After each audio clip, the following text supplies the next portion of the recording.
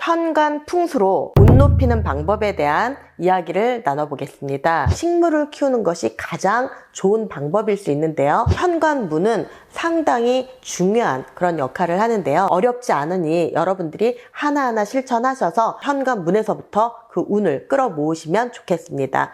안녕하세요. 관상가 김민정입니다. 오늘은 현관 풍수로 운 높이는 방법에 대한 이야기를 나눠보겠습니다. 많은 분들이 이미 풍수적으로 현관이 굉장히 중요하다는 것들을 알고 계셔서 청소도 열심히 하시고 정리정돈 하시는 분들이 많이 늘고 있는 추세인데요. 그 중에서도 첫 번째 여러분들이 놓치고 있는 한 부분에 대해서 이야기를 해볼까 하는데 현관문이거든요.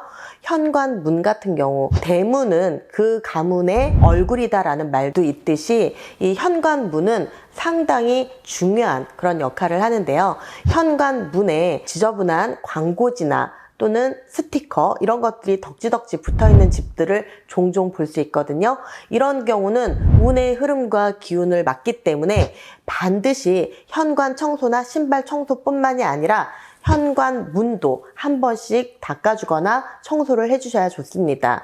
특히 현관 문고리에 우유나 비닐봉지 이런 것들이 이렇게 걸려있는 집들 간혹 있는데요. 이런 것들이 이렇게 걸려있는 것은 운을 부르는데 결코 도움이 되지 않기 때문에 이런 것들은 좀 깨끗하게 치워주시고 문고리에 불필요한 것들을 걸어두시는 행위는 안 하시는 게 좋겠습니다. 두 번째로는 현관의 조명을 밝게 하라 인데요. 현관은 거물현에 관계할 관자를 써서 현관이라고 하는데요. 현관 같은 경우는 음의 기운이 굉장히 많고 양의 기운이 굉장히 낮기 때문에 양의 기운을 높여줘야 현관에서부터 오는 좋은 운을 불러올 수가 있는데요. 현관의 조명을 밝게 하고 가급적이면 현관을 밝은 분위기로 바꿔주셔야만 운을 높이는데 많은 도움이 된다고 말씀드릴 수 있습니다. 그러니까 현관 조명이 불빛이 나가 있다거나 이렇다면 교체를 해주시는 게 좋고요. 현관의 불빛이 좀 어두워져 있다면 이 또한 현관 조명을 좀 잘 닦아서 밝은 기운으로 해서 양의 기운을 높여주도록 노력하시면 좋겠습니다. 세 번째로는 현관에 물의 기운이 도움이 되거든요. 물꿈을 꾸면 상당히 재수가 좋고 재물운이 좋다는 말도 있듯이 물의 기운을 높여주면 좋은데 현관의 물의 기운을 높여주는 방법은 현관 위치 가까이에 물이나 또는 호수, 바다 이런 사진이나 그림들을 배치해서 놓아두시면 그 물의 기운을 높이는 데 상당히 도움이 될 수 있고요. 어항 같은 것들을 가까이에 두시는 것도 좋은 방법일 수 있고 재물운을 높이는데 상당히 도움이 된다고 할 수 있으니 이런 것도 하나하나 실천해 보시면 좋을 것 같습니다. 네 번째로는 거울의 위치인데요. 현관 문을 열고 들어섰을 때 정면에 거울을 배치하신 집들을 가끔 볼 수 있는데요.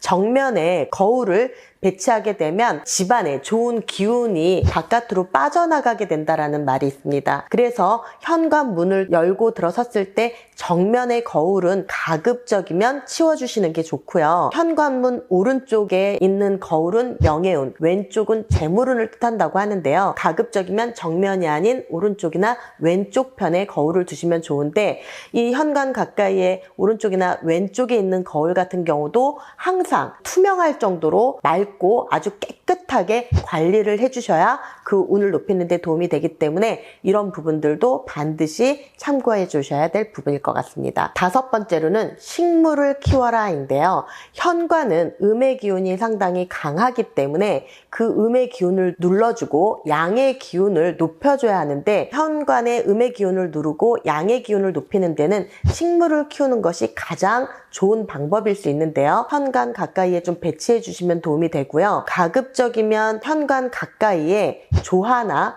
죽어가는 식물은 두지 않는 것이 좋거든요. 조화로 분위기를 내거나 잘 관리되어 있지 않은 죽어가는 식물들이 현관에 놓여있는 집들을 가끔 볼 수 있는데 아무것도 없는 것이 차라리 낫거든요.